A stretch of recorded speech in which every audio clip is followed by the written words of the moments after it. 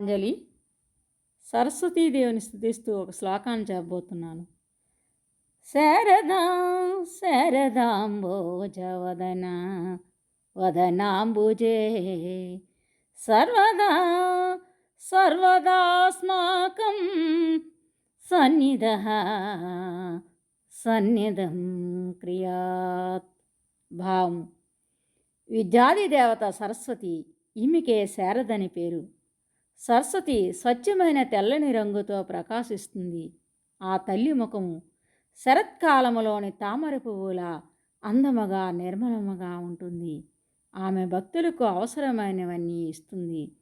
చదువుల తల్లి, జ్ఞానానికి, బ్రహ్మతత్వానికి, ఇలా ఎన్ని మంచి వస్తువులున్నాయో అన్నింటికీ నిధి. అలాంటి సరస్వతి నా ముఖములో నిరంతరము వసించి ఉండుగాక అని ప్రార్థిస్తున్నాను. శారద అంటే శరత్కాలంలో అవతరించిందని అర్థం. సరస్వతీదేవి శరదృతువులో ఆశ్వయుజ శుద్ధ సప్తమి మూలా నక్షత్రం నాడు అవతరించిందని పురాణాలు పేర్కొంటున్నాయి. ధన్యవాదములు.